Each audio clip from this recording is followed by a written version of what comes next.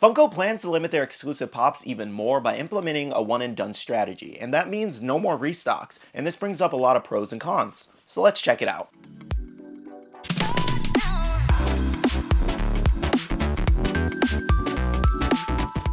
Hey guys, SkittleRampage here. Welcome back to another video. I hope you're enjoying your Thursday. So today we're going to be talking about Funko and how there's chatter going around about them not restocking their exclusives going forward in the future. Now, as always, before we continue on with our topic, we do have our question of the day, and that is, how do you guys feel about Funko exclusives right now? Do you guys think there are too many? Do you think the exclusives kind of suck lately? Let me know your thoughts and opinions. So you're probably wondering, what does a one and done run mean on an exclusive pop? All that means basically is exactly how it sounds. They're going to do one wave of that specific pop and then not restock it afterwards. Now recently, the Pop Shack store over on their Instagram actually put out an update talking about two of Entertainment Earth's exclusives that they dropped, which were the Blacklight Gremlin exclusives. And this is what they had to say. Please read, just wanted to give some inside info. Funko is cutting production on products and starting to limit exclusives to one run and done. So for example, these Gremlin pieces are limited to 10,000 pieces and will not be rerun. So once shops are out, it's all secondhand market, so grab these while you can.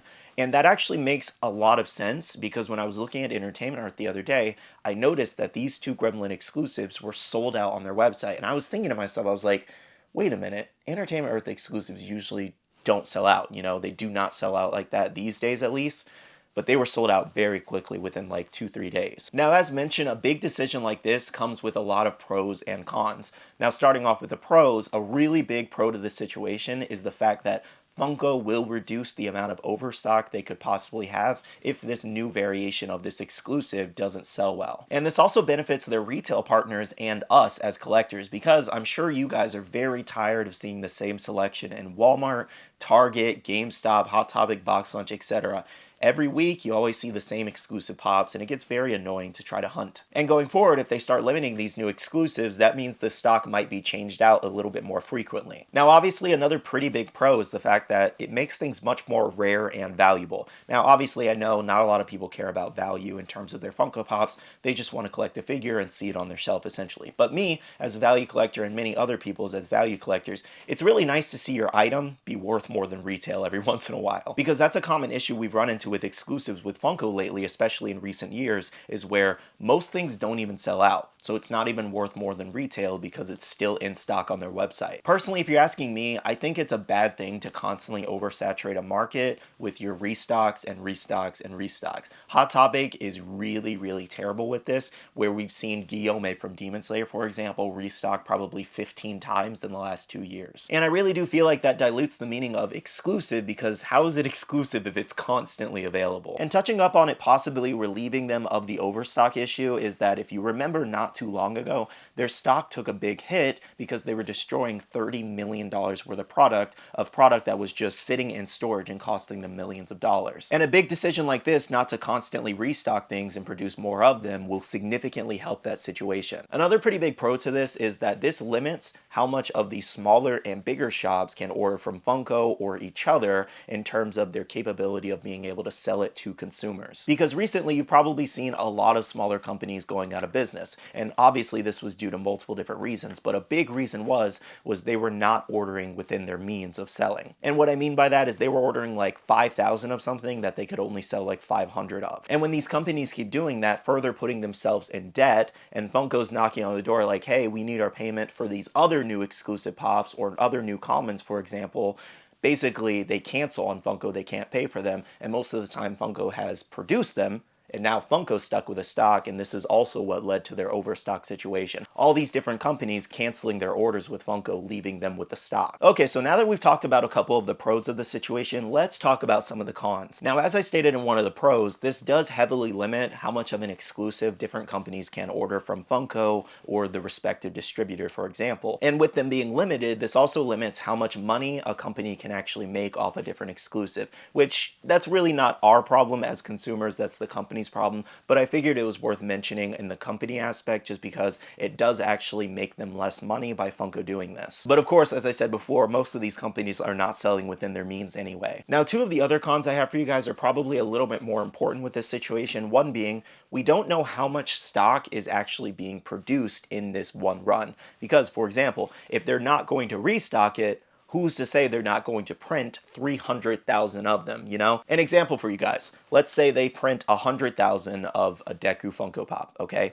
And then they restock it and print 30,000 more. And then they do another restock and 30,000 more. Who's to say they're not still producing that 160,000 stock of Deku, but just not labeling it as a restock, you know? Of course, though, we can kind of argue that con based off what the Pop Shack said in saying that those Gremlin exclusives were limited to 10,000 pieces each. So it's also a possibility with like deco changes like those, for example, that they're going to keep them to very small quantities. And something you have to understand is that Funko's not just going to up and tell us, hey, we produced 1 million Spider-Mans of this specific pop, you know, that's not just information they put out. So we're never gonna know how much of these exclusives they're actually printing. And another factor to how much stock they're actually producing is the fact that they are spreading out this stock to multiple different areas in the world. They have some stock going out to China, for example. They have some stock coming to the United States, some stock going to Europe. So it all goes back to the question, how much of these exclusives are they printing to the point where they have to distribute it to multiple different places evenly? And that leads into the other big con of the situation, making collectors very upset if they're not able to get an exclusive pop before it sells out. Because obviously with them limiting this stock at least somewhat now and not doing restocks, not everyone is going to be able to get these exclusives going forward. So I can definitely see this decision upsetting a lot of fans. Now, I've seen a lot of people being very skeptical of this situation, saying that this is not something Funko would do.